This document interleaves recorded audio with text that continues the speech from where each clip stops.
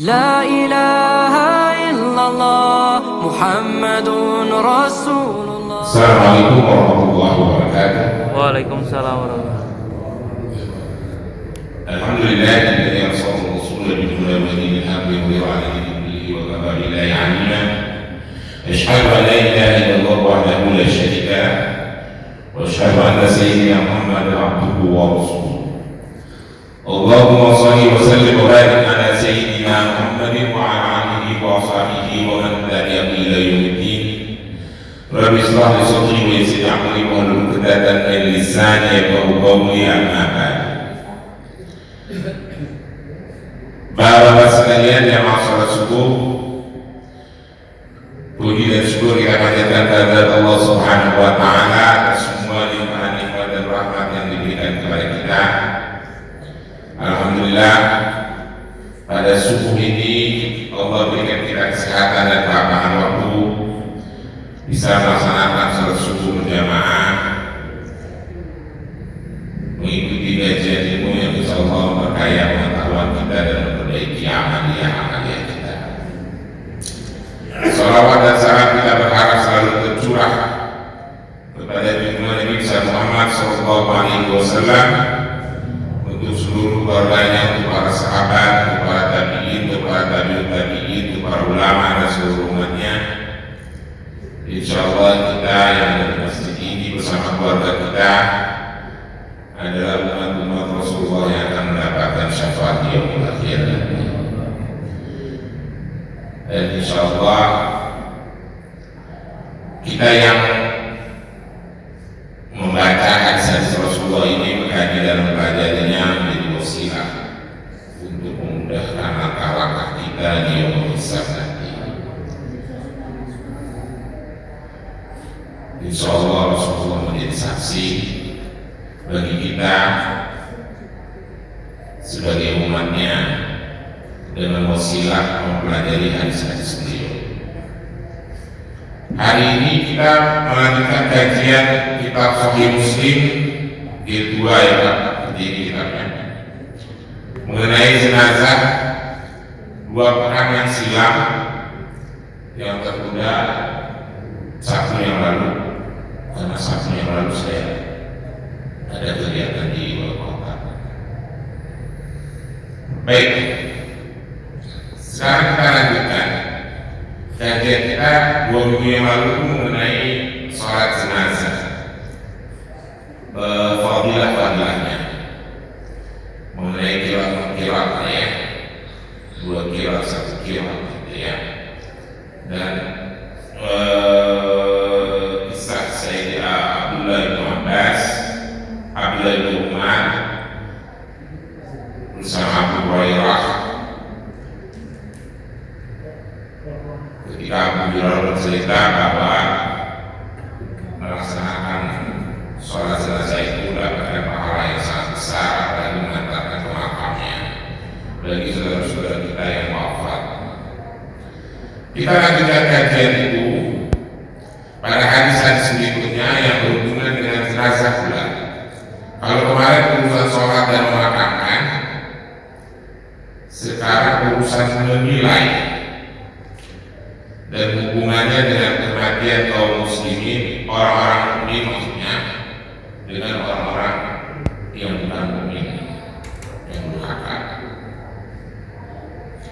Baik, kita bacakan hadis nomor 1578.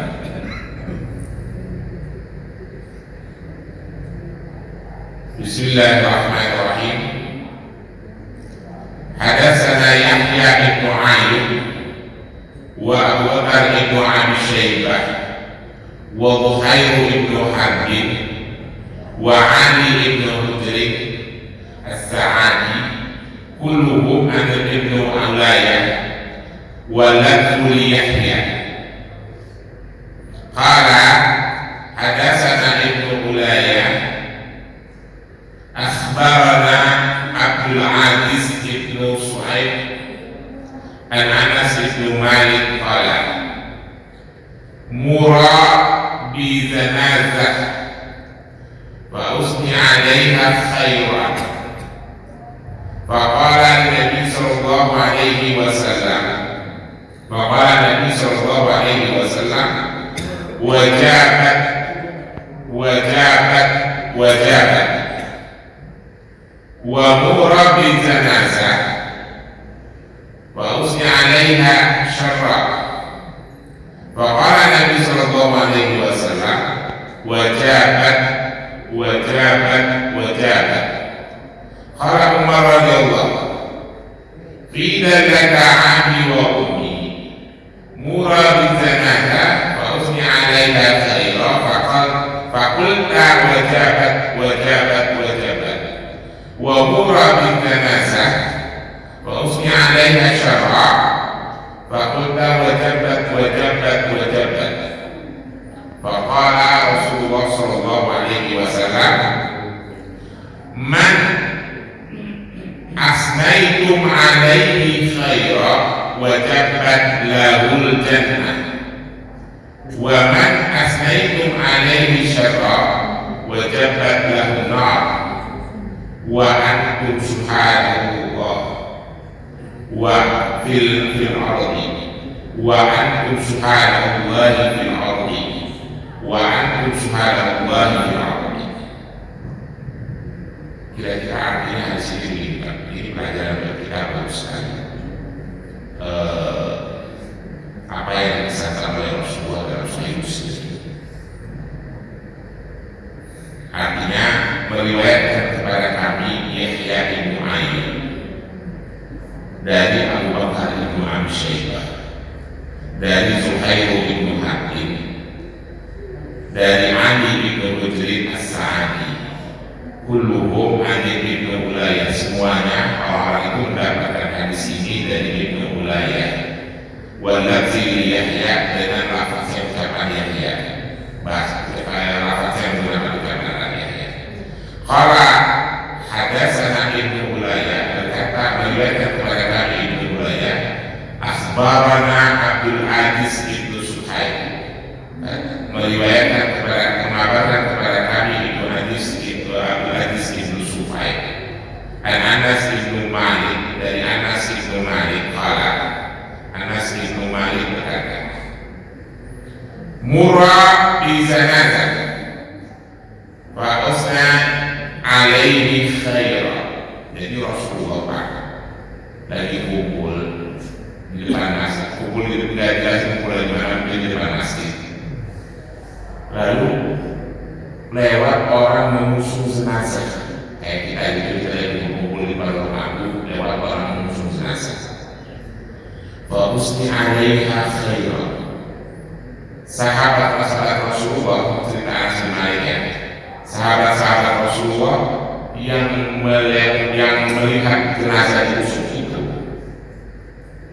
menceritakan, menyebut kebaikan jenazah yang diusung. Misalnya si fulan ini digotong kerandanya duduk rumah tangga, pada yang meninggal itu si fulan itu orang baik, dia meninggal. Kalau ada orang minta tolong, ditolong, sama tetangga hubungannya baik, ada orang minta bantuan dibantu, tutur katanya baik, akhlaknya mulia. Pokoknya dicintai kebaikan-kebaikan oleh para sahabat orang yang meninggal itu, Pak. Faqala Nabi sallallahu alaihi wasallam, maka Rasulullah itu ketika dia mendengar sahabat yang menceritakan kebaikan orang yang meninggal, Rasulullah kata-kata wajabat wajabat wajabat kata. Kata Rasulullah artinya wajib wajib wajib, atau mungkin berhak berhak berhak, atau wajib wajib wajib, berhak berhak berhak, harus harus harus, kurang lebih gitu artinya. Qala wa murra bi janazah wa usni 'alaiha syarra. Tidak lama lewat lagi orang yang mengusung keranda, mengusung jenazah di hadapan Rasulullah bersama para sahabat. Lalu para sahabat itu menceritakan, menyebutkan keburukan orang yang diusung itu si fulan ini. Faqala Nabi sallallahu alaihi wasallam, maka Rasulullah mengatakan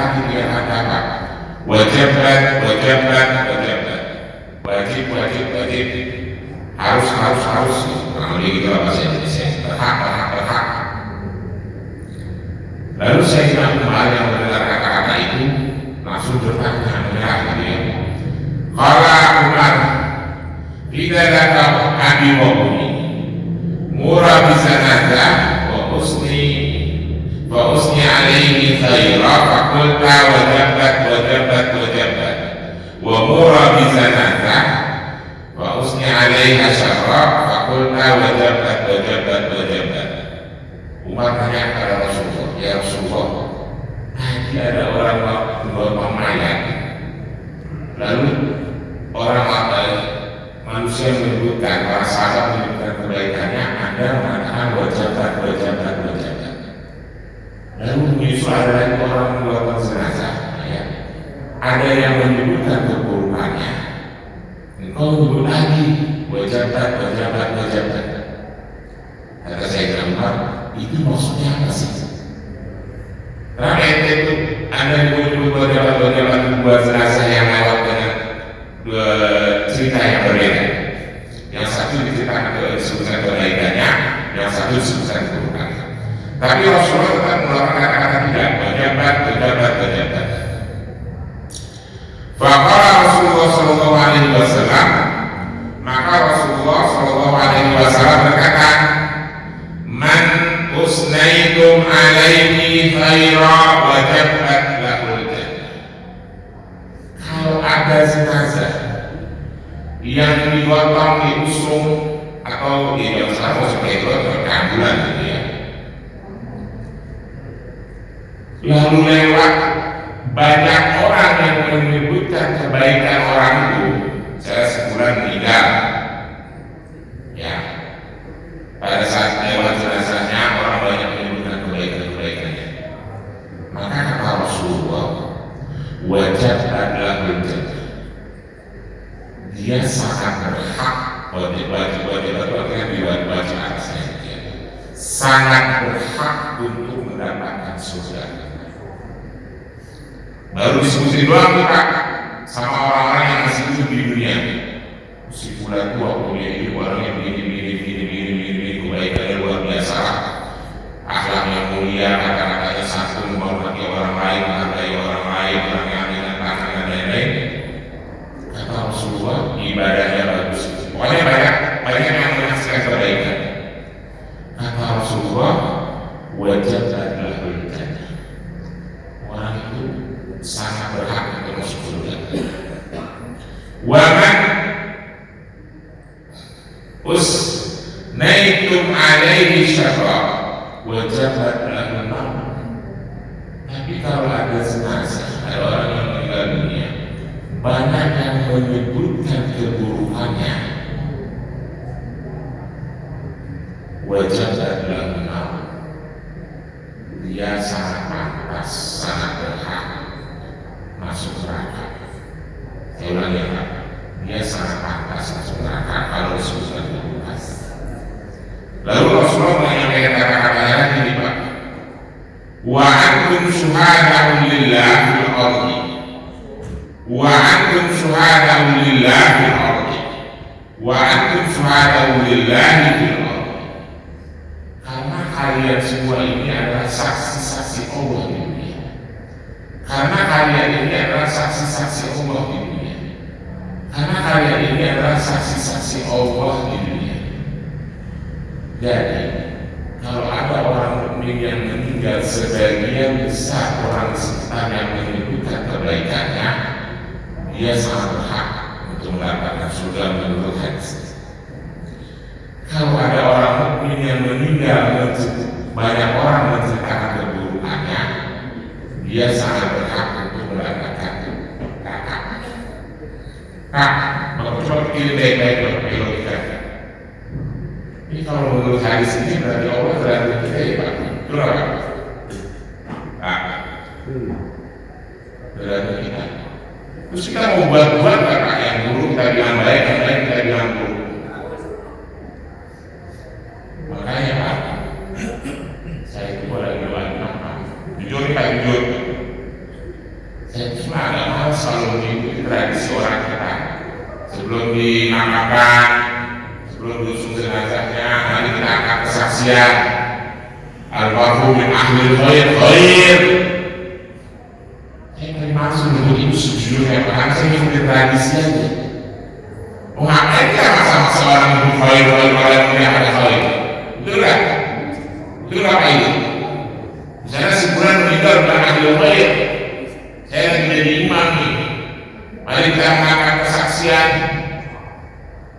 untuk almarhum adalah ahli khair. Padahal ada khair. Mau seperti itu sebetulnya, saya kaget setelah melayan berlawanan dengan tradisi yang sudah ada di Indonesia. Yang muslim dari Indonesia, dari Jawa. Karena secara otomatis kalau itu orang baik, dia akan diberikan masyarakat akan menyaksikan itu orang baik, dan Allah akan memperhatikan kesaksian. Rasulullah jelas-jelas mengatakan, wa antum syuhada lillah, wa antum syuhada lillah. Kalian ini adalah saksi-saksi Allah di muka bumi atas saudara-saudaramu yang wafat. Kalau saudara kalian menyebut dia orang baik, dia akan sangat berhak untuk surga. Kalau dia orang yang buruk, dia sangat berhak untuk masuk neraka. Jadi kalau sebagai musuh baik, biasanya secara alamiah dia, kalau dia mau orang baik, pasti orang akan bilang baik. Itulah saya mau menyampaikan apa yang saya sampaikan dulu. Bahwa masih ingat, kalau ada orang mukmin yang wafat, karena di sana 2 minggu yang lalu saya sampaikan, disolatkan oleh 100 orang, dia akan masuk surga. Kalau ada orang mukmin yang wafat, disolatkan minimal oleh 40 orang, boleh jadi dia akan masuk surga. Pasti ingat ya Pak? Sekarang ada pejabat, zolimnya luar biasa, tapi karena pejabat yang sholatnya bisa 500 orang, 1000 orang itu bisa. Kira-kira itu saudara. Tetapi orang tidak menganggap dia orang baik. Saya nggak sebenarnya kalau saya bilang orang, pokoknya ada lah misalnya yang dia. Kalau di negeri ini nggak saya sebut lah. Di Bapak tahu berdiri Turki modern, Mustafa Kamal itu orang paling susah menghapus agama dari Turki, melarang azan pakai bahasa Arab, melarang pelajaran agama di sekolah-sekolah. Itu orang paling susah. Bapak tahu berapa orang yang sholat? Ribuan Pak. Tapi sebagian besar rakyat Turki, kaum muslimin maupun orang Islam yang ada di luar Turki, menyaksikan, mengucapkan kalau dia orang zalim. Jadi sudah masuk neraka ya Pak. Seolah-olah hadis yang kemarin, yang 2 minggu yang lalu, sama hadis yang ini bertentangan. Kalau yang sholat dia sih banyak Pak, ratusan, ribuan rakyat Turki yang diwajibkan sama penguasa berikutnya. Tapi kalau menurut hadis ini, dia masuk neraka. Menurut hadis yang kemarin, dia masuk surga. Silahkan Bapak tanya nanti kepada ustaz yang lainnya. Itulah agama yang perlu dicerna dengan logika. Kalau kita lihat terus memahami hukum, kita bingung sendiri Pak. Karena 100 harus masuk surga, 40 yang terakhir boleh jadi masuk surga. Di hadis yang lain sama-sama sesuai Muslim, cuma beda lembaran Pak. Kalau kemarin kan saya katakan kalau hadis sama itu beda beberapa hadis kan di bab yang sama, bab jenazah. Kalau orang mengatakan dia orang buruk, dia akan masuk neraka. Orang mengatakan dia orang baik, dia akan masuk surga. Sekarang kalau ada orang yang dikatakan perilakunya buruk, tapi yang nyolatin ratusan, itu kira-kira di mana posisinya? Surga ada, neraka ada, neraka. Nah, maksud hadis ini adalah kesaksian itu adalah kesaksian yang tulus, kesaksian yang jujur, dari seorang mukmin akan kehidupan saudaranya yang wafat selama dia masih hidup. Kesaksian itu adalah kesaksian yang tulus menyampaikan bahwa seorang itu adalah di semasa hidupnya, setahu saya dia orang yang itu adalah kesaksian yang diterima Allah. Bukan kesaksian bawahan kepada atasannya yang meninggal dunia, bukan kesaksian bawahan yang diberikan fasilitas oleh atasannya yang meninggal dunia sehingga wah itu orang baik tuh, gara-gara sebulan itu saya dapat jabatan ini, dapat jabatan itu, dapat ini, dapat biaya siswa pendidikan dan lain-lain. Jadi kesaksian yang tulus dari seorang mukmin atas saudaranya yang wafat itu yang dikatakan oleh Rasulullah, antum syuhada'u lillah fil ardh. Kalian semua ini menjadi saksi-saksi bagi Allah nanti di yaumul mahsyar, saksi ketika di dunia. Hebat. Jadi alamiah saja, tidak usah pakai disebut baik. Saya paling malas sudah begitu, tapi kan ada yang tradisi ya, itu saja. Tradisi tidak perlu buktian. Karena biarkan saja orang menilai. Tapi apakah kita perlu mendoakan? Kita tetap mendoakan saudara-saudara kita. Masalah hukum itu urusan Allah. Yang buruk maupun yang baik tetap kita doakan, tetap kita sholatkan. Jelas ya Pak? Nah, kita lanjutkan pada hadis ini. Ini hadis begini. Mari kita simak baik-baik. Hadis nomor 1579. Bismillahirrahmanirrahim. Hadatsana Qutaibah bin Sa'id an Malik bin Anas fima quri'u alaihi an Muhammad bin Amr ibn Khalhalah an Ma'bad ibn Ka'ab ibn Malik an Abi Qatadah ibn Rabi annahu kana yuhaddatsu anna Rasulullah sallallahu alaihi wasallam mura alaihi bi zanazah faqala mustarih wa mustarahu minhu. Qalu ya Rasulullah ma mustarihu wa mustarahu minhu. Faqala al-abdul mu'min yastari min nasibi dunya. Al-abdul mu'min yastari min adab dunya wa nasibuha ila rahmatillah. Wal abdul fajir yastarihu minhu al-ibad wal bilad والسجاء والدواب.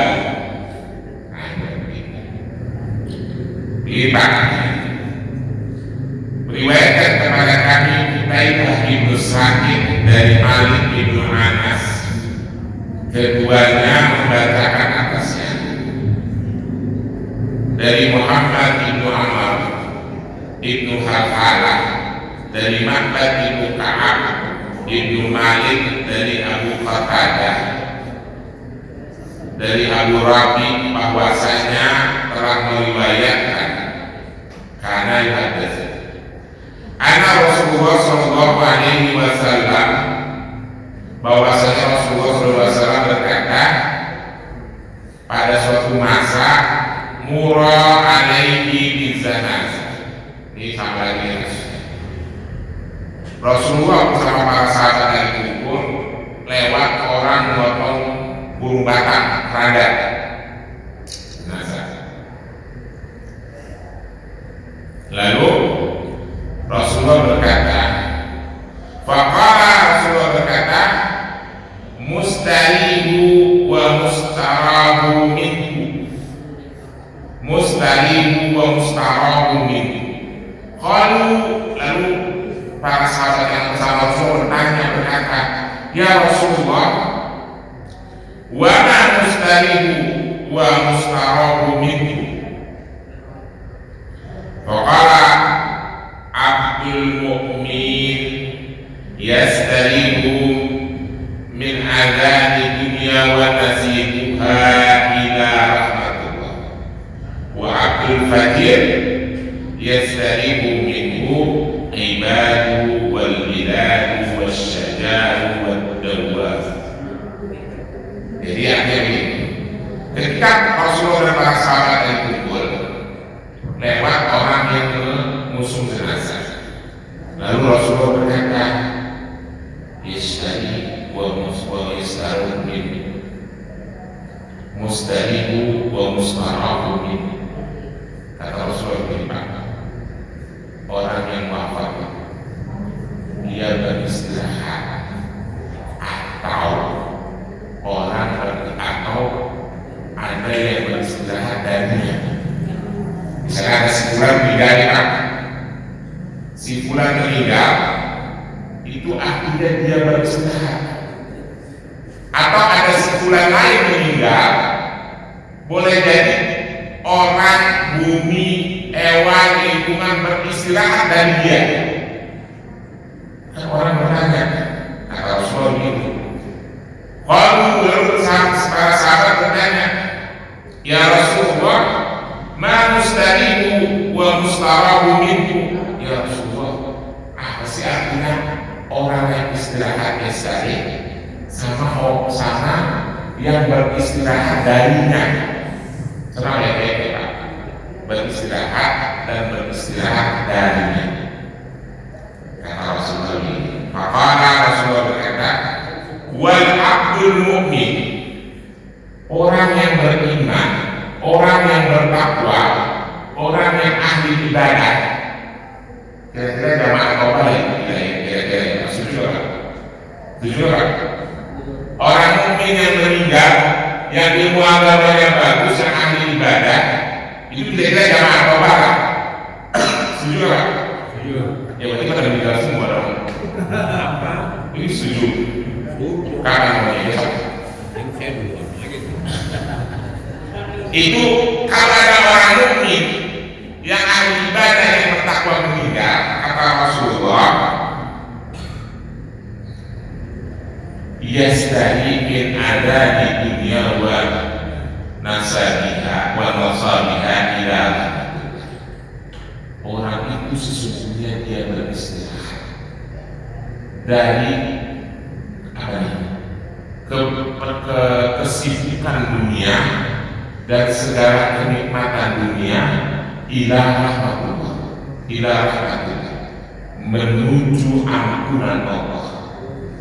Jadi kalau ada jamaah tobat yang mukmin, yang muttaqin, yang ahli ibadah, yang orangnya baik, niatnya baik, selalu bantu orang lain, kita nggak usah ngomongin jamaah kita ya, kalau balik jamaah kita ngomongin. Dia meninggal dunia, sesungguhnya dia beristirahat dari kebisingan dunia, dari kesibukan dunia, dari godaan dunia, menuju ampunan Allah. Jadi kita nggak usah takut mati, Pak. Orang kita beristirahat dan menuju rahmatillah, ampunan Allah. Lalu kata Rasulullah,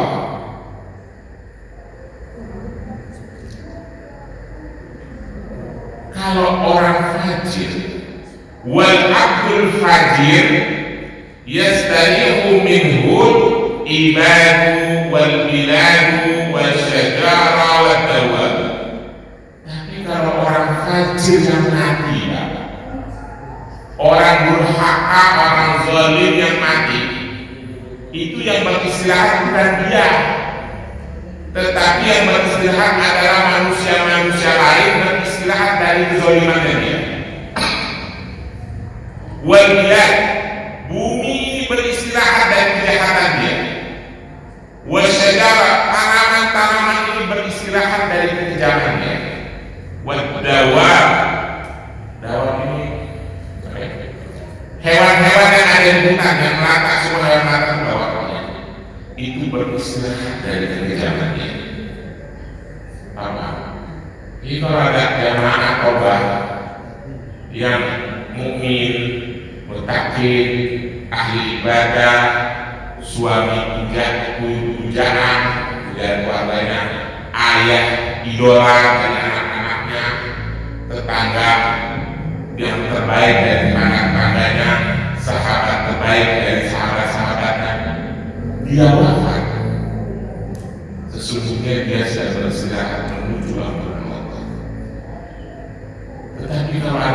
jahat, yang suka menambah hutang, memenjarakan orang lain, mengkriminalisasi,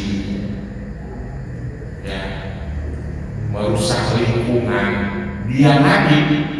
Itu yang beristirahat orang lain dari kejahatannya, kata Rasulullah. Untung dia mati, jadi agak tenangan dikit, kira-kira begitulah kalau masalah Betawi. Untung udah mati orang. Coba Allah nambah rusak di negara. Kerjaan yang bangun tamu, kerjaan korupsi itu. Jadi kalau ada koruptor mati, Pak, itu doa itu koruptor pada buru-buru mati. Itu negara ini beristirahat atas kejahatannya. Katakan sini bukan saya, Pak. Siapa yang istirahat? Yang saya ulang lagi dalam penjelasan. Wal abdul fajir, kalau hamba yang durhaka, yang zalim, yastaribu minhu ibadu wal biladu wal sajadu wal dawab. Kalau ada manusia fajir, manusia durhaka, koruptor yang mati, itu yang beristirahat, dan dia akan menghadapi sisa kubur yang mengerikan. Dia tidak beristirahat, harus disiksa sampai kiamat. Yang beristirahat, yang ditinggalkan manusia-manusia yang lain yang dizalimi, beristirahat atas kejahatannya. Alam lingkungan beristirahat, hewan-hewan lingkungan alam dan sekitar beristirahat dari kejahatannya. Itu perbedaan mustahil dan musyawarah ini. Jelas ya Pak, hubungan dengan jenazah. Nah, saya mau menyampaikan lagi beberapa hadis, tapi saya persingkat saja. Ini yang kita suka lupa.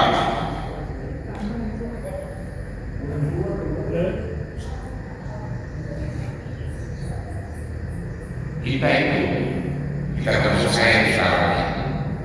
Kita kalau dua hal yang kita suka lain.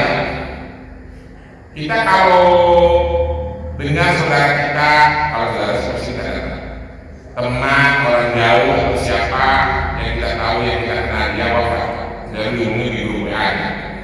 Saya lihat dan bercerita sebulan di bulan wafat. Apa yang kita lakukan? Takziah.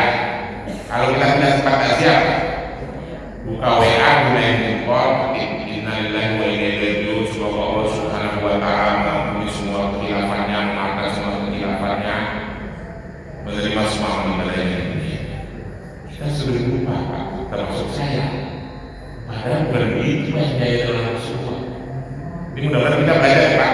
Saya menjaga diri saya juga mengingat. Mulai ini hari, kalau kita mendengar berita itu, yang kita lakukan pertama adalah ambil wudhu, sholat baik. Hamba, ini kan selalu lupa, Pak, termasuk saya, Pak. Ya Allah, kasihannya, karena bisa teman kita kuliah, yang alumni, sama-sama alumni yang punya ijazah tadi, yang SMA, gitu kan. Cuma kita punya berduka cita kan, habis itu bawahnya, yang mau partisipasi semangat dana, kayak ini, rasa. Itu yang kita selalu mulai saya yang diajarkan oleh Rasulullah. Yang diajarkan begitu kita diambil tadi, kalau saudara kita sama meninggal dunia, ambil wudhu, sholat, gimana pun. Bapak lagi di mall, baca WA dulu, pas sebulan meninggal, kali pas sholat, wudhu, sholat juga. Ya soalnya kita membeli itu dari baik. Itu saya juga lalai. Yang kedua, Pak, kalau kita mau takziah, terus tempatnya jauh, nggak buru, ya kita ngomong nih, kalau saudara, siapa teman gue yang ambil deh ke rumah, kita udah buru di mandi, udah buru di bawah, udah gue langsung ke makam aja, suka nggak gitu? Apa yang kita lakukan di makam? Orang Indonesia kan selalu baik, Pak, pakai baju hitam, celana hitam, kacamata hitam, terus nunggu pura-pura sedih, angkat tangan dan doa. Habis itu udah ngobrol, pulangnya mampir minum makan. Itu pada orang mukmin. Mulai ini hari, kalau ada saudara kita sama muslim siapapun itu, kita mendengar dia wafat, kita tidak sempat takziah ke rumahnya, tidak sempat mengikuti sholatnya, kita langsung ke makam, sampai di makam sholat. Itu yang dilakukan Rasulullah. Saya jarang lihat, saya baru lihat di seumur hidup saya sekarang udah 50 tahun, baru 3 kali. Pertama waktu guru saya wafat, guru tafsir, dia Abdullah. Kita sholatin, kita usul jam dulu kan 2 tahun itu jalan di rumahnya tutup, saking banyaknya orang yang datang. Setelah dimakami, baca doa, kan kita waktu itu masih jadi murid, masih remaja, secara anak. Itu kan kagak bergeser masih dimakam. Itu orang datang sholat terus ada kali sekitar 10 kali. Ada rombongan kiai dari Tangerang dan sakit-sakitnya datang sholat. Ada lagi rombongan kiai dari mana datang sholat. Menteri Agama datang sholat. Terus saya tunggu waktu itu saya masih Sarawiyah SMP 10 kali. Saya lihat ada lagi kiai saya juga wafat. Begitu juga. Kalau di Pamulang saya belum pernah lihat. Ada yang datang dulu turun dari mobil, agak nangis-nangis sedikit, mungkin masih sepupunya atau saudara jauh. Udah diam. Habis itu saya baca doa atau ambil doa yang lain, dia ikut angkat tangan, selesai bilang bunga. Pulang. Mulai sekarang yang begini kita kalau tidak sempat sholat di masjid, kita langsung ke makam. Sebelum ke makam ambil wudhu dulu. Habis itu gelar korannya sholat. Itu yang dia kenal Rasulullah. Kan soalnya kan pakai wudhu, nggak pakai sujud, tinggal berdiri doangan. Gak usah buka sepatu nggak apa-apa kalau emang pada najis atau pakai yang tidak najis atau pakai yang sakti aja. Ya. Ini dari satu buat kita baca. Bismillahirrahmanirrahim. Ada saya Yahya ibnu Yahya qala qara'tu ala Malik an Abi Syihab an Sa'id ibnu Musayyab an Abi Hurairah anna Rasulullah sallallahu alaihi wasallam na'a lin-nasi najasi fi yawmil ladzi mata fihi fa kharaja bihi ila musalla wa qabara arba'a takbir. Rasulullah mengabarkan kepada para sahabat di hari wafatnya Raja Najasyi. Maka Rasulullah keluar ila musalla, tempat sholat di lapangan itu, bukan masjid, lapangan. Lalu merapikan para sahabat melaksanakan sholat. Ya. Hadis yang serupa itu banyak. Dalam hadis lain Rasulullah mengatakan, hadis lain dikatakan, hadatsana Abu Bakar bin Abi Syaibah, hadatsana Yazid bin Harun, an Salim bin Hayyan, qala hadatsana Sa'id bin Mina an Jabir bin Abdullah anna Rasulullah sallallahu alaihi wasallam shalla ala ashaban Najasyi fa khabara alaihi arba'ah. Ketika Rasulullah mendengar wafatnya Raja Najasyi langsung keluar melaksanakan sholat. Lalu Rasulullah juga mendengar ada orang yang wafat, yaitu orang soleh. Rasulullah berkata, inna akhakum qad nata faqamu fasallu alaihi qala faqumna fasofna sufaini. Satu hari Rasulullah menjumpai para sahabat menunggu di masjid. Sesungguhnya aku mendengar saudara kalian orang mukmin telah wafat, maka segera aku dan laksanakan sholat. Lalu Rasulullah menyusun dua sholat, langsung mengimani sholat selesai. Ya, itu dalil ketika kita mendengar saudara kita yang wafat. Jadi bukan sekedar takziah di dalam tinggal di Surabaya, ya udah langsung aja ambil sholat di rumah, sholat jenazah. Itu yang jadi kalau Rasulullah. Kalau ketika di WA nggak mungkin, belum tentu dibaca. Itu yang dia kalau Rasulullah. Karena kita suka lupa kalau suka ya. Nah ini hadis saya dari yang saya ceritakan. Wa hadatsana Abu Rabi wa Zurrani wa Abu Kamil Budain ibnu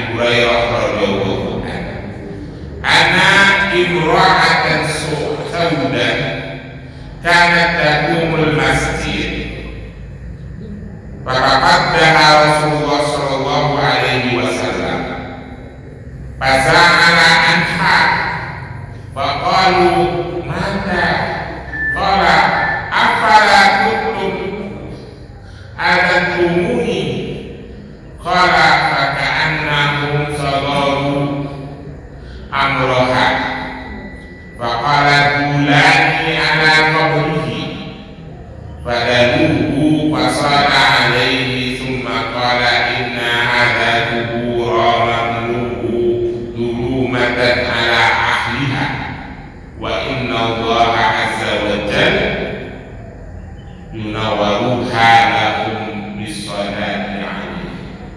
Artinya saya sekarang ya, di Masjid Nabawi ada perempuan dari Habasyah, perempuan Suwaid, bahasanya itu Sauda, artinya orang hitam, mungkin karena dari budaknya. Karena takumul masjid, yang biasa bersih-bersih masjid, terbot-terbot, biasa bersih-bersih masjid. Bapak pada Rasulullah SAW, satu hari Rasulullah itu merasa kehilangan dia, si wanita hitam yang suka bersih-bersih masjid dan menanyakan wasa'ala anha, lalu Rasulullah menanyakan itu si perempuan mabuk masjid yang suka bersih-bersih masjid kemana sih? Faqalu, lalu para sahabat berkata, mana dia telah wafat. Rasulullah setengah marah berkata, apala kuntum adantumuni, loh kalau dia sudah wafat kenapa kalian tidak mengabarkan kepadaku, kata Rasulullah. Qala faka'annahum sadaru amroha, para sahabat tidak mengabarkan kematiannya itu kepada Rasulullah karena dia sangat kecil, karena dia cuma sekedar kalangan budak tersebut bagian bersih masih doang.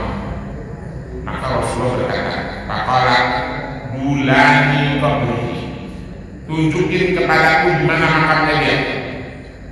Pada lubu, maka Rasul, para sahabat menunjukkan makam si perempuan tadi. Lalu Rasulullah datang ke makamnya, fasola alaihi, Rasulullah langsung sholat di makamnya. Udah beberapa hari juga. Lalu Rasulullah sholat berkata, inna hadhil kubura mamluhu dhulumatan ala ahliha. Tiga tahun. Sesungguhnya makam itu dipenuhi dengan kegelapan atas orang yang dimakamkan. Percaya nggak? Kalau nggak percaya masuk. Saya mau masuk. Kata Rasulullah berkata, inna hada kubur, sesungguhnya makam ini mamluhu dhulumatan ala ahliha, itu dipenuhi dengan kegelapan bagi orang ini. Dia bawa sesuatu makan dan keluar lagi. Wa inna allaha azza wa jalla yunawwaru halakum bis-salati, dan Allah subhanahu wa ta'ala azza wa jalla itu menerangi makam dengan sholat. Jadi kalau kita bercontoh menerangi semua, kita mensolatkan, kita nggak perlu sholat di sini, lalu kita sholatin orang itu di makamnya, itu bagus, menerangi, memberikan cahaya. Allah memberikan cahaya atas makam itu dengan wasilah sholat. Jelas ya kan? Dua hal yang kita suka lalai. Dengar kabar saudara meninggal masuk ke WA, yang benar itu ambil wudhu sholat di rumah kayak Rasulullah di lapangan. Terus kalau kita tidak keburu pada saat takziah itu sholat jenazah di masjid atau di rumahnya, kita langsung ke makam, sholat di makam. Jelas kan? Dua amalan itu mulai sekarang kita biasakan. Saya kira itu Bapak sekalian. Ada pertanyaan? Paham semua ya? Bisa diamalkan? Gampang, harus cuma dulu sholat pakai ruku, pakai sujud. Mulai nyari adik kita, saudara kita yang meninggal, yang jauh di mana-mana, jangan WA dulu, gimana dan nanti ambil dulu sholat jenazah. sholat goib. Yang kedua, kalau kita makan tidak sempat sholat jenazah, sampai dimakan gak bisa ngobrol, apalagi minum teh botol, minum air mineral, sholat dimakan. Habis sholat dimakan terserah mau ambil soto tawi, jangan kita ngobrol, namun gak jelas ada sholat. Apalagi pakai gaya-gaya itu apa itu gaya menurut sholat yang benar, ya. Tentang sholat jenazah dan sholat, apakah boleh tak apa hukumnya kalau berkali-kali menjadi imam untuk satu jenazah atau berkali-kali menjadi makmum untuk satu jenazah? Yang kedua, bila ada kerabat dekat kita meninggal dunia, bisa orang tua, bisa bapak ibu, bisa saudara, ada tidak urutan yang lebih baik siapa yang menjadi imam? Apakah bagian dari keluarga itu, kalau bagian dari keluarga itu siapa, atau lebih baik memang orang yang lebih paham dalam ini misalnya dari pengurus masjid misalnya, siapa yang diprioritaskan? Baik, terima kasih. Kalau berkali-kali jadi imam boleh Pak, ada riwayatnya. Tapi kalau jadi berkali-kali jadi makmum tidak perlu sih, karena memang tidak ada riwayat itu, tapi tidak perlu karena cukup kewajiban cuma sekali secara kifayah yang dijelaskan. Nah, yang kedua itu yang sering jadi dilema, kayak jujur aja, maksud dilema ya apa?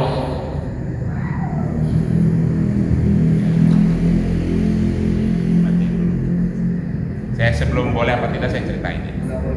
Karena ada pemahaman bahwa yang lebih utama, lebih afdol adalah anaknya, ya kan? Padahal itu tidak ada riwayatnya Pak. Kalau ada riwayat itu tidak sahih gitu loh, ya.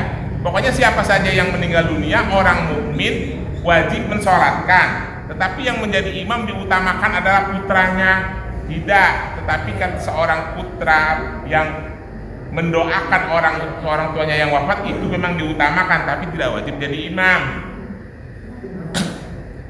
Saya harus menyampaikan ini ya, sesuatu yang tidak pas menurut saya, karena pemahaman yang keliru dari masyarakat. Pada saat mau saya jadi imam, pihak keluarga mengatakan, Pak, baik, ini anaknya mau jadi imam. Oh alhamdulillah, itu bagus. Anaknya menjadi imam, dia tidak tahu bacaan sholat Pak. Saya tanya, kamu mengerti sholat jenazah? Pak, aku pakai rekaman. Dia pakai rekaman di sini, sholatnya di sini nih, pakai rekaman, pakai earphone, kagak pakai celana yang model begitu tuh, dan apa tuh namanya tuh? Bukan apa tuh?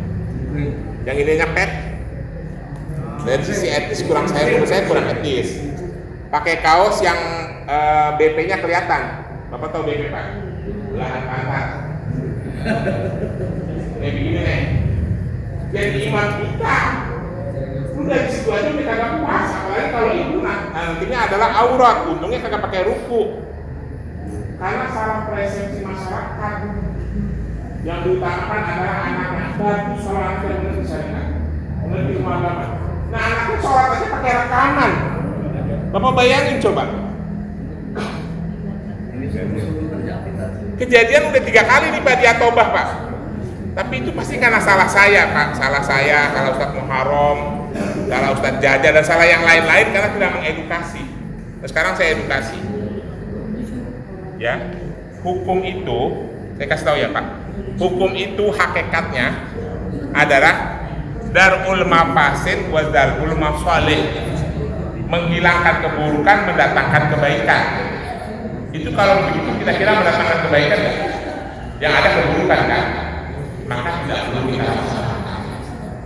Walaupun lebih utama ahlinya, tapi ahlinya harus hukum, harus syariat, jangan sekedar anak. Paham ya Pak? Udah terjawab ya. Kalau ada yang lebih ahli, dan lebih ahli lah kiai, kepada KM, apa kayak Ustaz, kayak jangan asal anaknya tuh. Nah anaknya yang lebih agama. Udah gitu pakaiannya sembrono, 3 kali saya lihat. Pakai kaos begini, Allah karim. Sudah kamu paham om, aku pakai rekaman, bener dipakai kok. Ya tuh lah dia.